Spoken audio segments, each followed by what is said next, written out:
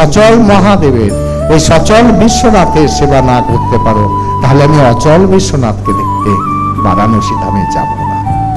মথুরবাবু তখন সেবা করলেন। আমরা কলাইঘাটাতেও তাই দেখতে পাচ্ছি, মথুরবাবুকে বলছেন এই সমস্ত প্রজা এত গরিব, ওরা কোত্থেকে কর দেবে, তুমি সব কর্ম খুব করে দাও। এই ছিল শ্রীরামকৃষ্ণ। শ্রীরামকৃষ্ণ এসেছিলেন তাদের জন্য, যারা অন্তজ, যারা সবার পিছে সবার নিচে সভারাদের মাঝে, যাদের চোখের জলের হিসেব কেউ কোনোদিন নেয়নি, তাদের চোখের জলের হিসেব নেবার জন্য শ্রীরামকৃষ্ণের আবির্ভাব অন্যতম কারণ। তারপরে স্বামীজি সেই সেবা কথা বারবার বলছেন।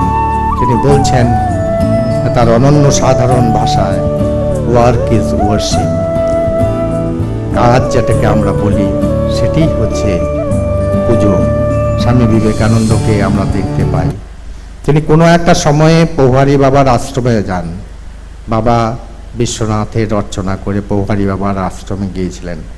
সন্ত হিসেবে পৌহারি বাবাকে তিনি শ্রদ্ধা করতেন, কিন্তু পৌহারি বাবাকে দেখে সন্তুষ্ট চিত্তে যখন তদানীন্তন স্বামী বিবিধিশানন্দ, তখন স্বামী বিবেকানন্দ নাম তার হয়নি, গাজীপুরের রাজপথে নেমে এসেছিলেন, তখন গাজীপুরের রাজপথ থেকে শুরু করে কন্যাকুমারী পর্যন্ত রাস্তার দুধারে তিনি লাখো লাখো পৌহারি বাবাকে দেখেছিলেন। গাজীপুরের পৌহারি বাবা পবনাহারী হয়েছিলেন এক আধ্যাত্মিক অনুপ্রেরণায়।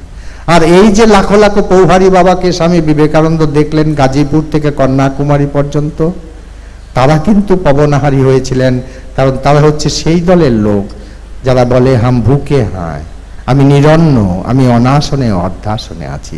স্বামী বিবেকানন্দ ধর্মের এক নতুন সংজ্ঞা দিলেন।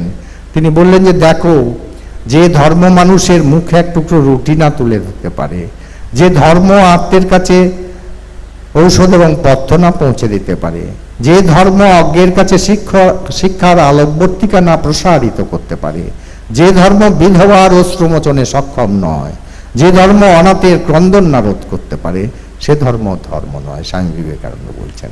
স্বামী বিবেকানন্দ সমস্ত ভারতবর্ষের পরিব্রজা করলেন এবং সেই